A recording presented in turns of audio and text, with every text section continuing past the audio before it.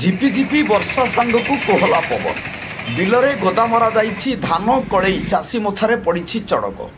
ବୁଢ଼ାବୁଢ଼ୀଙ୍କ ଅବସ୍ଥା ଅଦିନିଆ ଜାଡ଼ ଓ ଥଣ୍ଡାରେ ଅସ୍ତବ୍ୟସ୍ତ। ଅଦିନିଆ ଅବପାତ ଜନିତ ଝିପିଝିପି ବର୍ଷା ଯୋଗୁଁ ପ୍ରବଳ ଥଣ୍ଡା ସାଙ୍ଗକୁ କୋହଲା ପବନ ବହିବାରେ ଲାଗିଛି।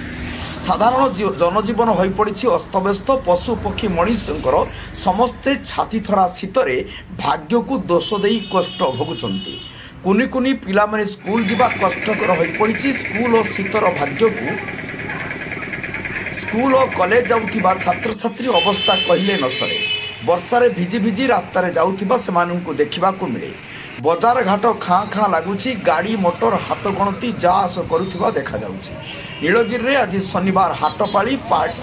ପାଳିରୁ ଆସିଥିବା ପରିବା ପାଳୁଆମାନେ ଶସ୍ତାରେ ବିକ୍ରି କରୁଥିବା ଦେଖାଯାଉଛି।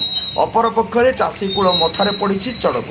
କିଛି ଧାନ ଅମଳ ହୋଇ ଘରକୁ ଆସିଥିବା ବେଳେ ଆଉ କିଛି ବିଲରେ ଗଦାମରା ହୋଇ ପଡ଼ିଥିବା ଦେଖାଯାଇଛି।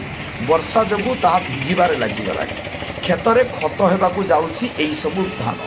ଗାଁ ଗଣ୍ଡାର ବୁଢ଼ାବୁଢ଼ୀମାନେ ଶୀତରେ ଥୁରୁଥୁରୁ ହୋଇ କମ୍ବଳ ଘୋଡ଼େଇ ଘରେ ଭାଗ୍ୟକୁ ଦୋଷ ଦେଇ ସମୟ କାଟୁଥିବା ଦେଖିବାକୁ ମିଳିଛି। ତେବେ ମନୁଷ୍ୟକୃତ ତ୍ରୁଟି ପାଇଁ ପରିବେଶର ସନ୍ତୁଳନ ବିଗିଡ଼ି ଯିବା ଦ୍ୱାରା ଏଭଳି ଅଦିନିଆ ଅବପାତ ଓ ବର୍ଷାର ପ୍ରଭାବ ଭୋଗୁଛି ମଣିଷ ସମାଜ। ଏବେଠୁ ସଜାଗ ନହେଲେ ଆଗାମୀ ଭବିଷ୍ୟତରେ କ'ଣ ହେବ ତାହା କହିହେବ ନାହିଁ ବୋଲି ଅନେକ ପରିବେଶ ବିଜ୍ଞାନୀ ମତ ପ୍ରକାଶ କରିଛନ୍ତି। ନୀଳଗିରିରୁ ମନୋଜ ମହାନ୍ତିଙ୍କ ରିପୋର୍ଟ, ଜନତା ଏକ୍ସପ୍ରେସ।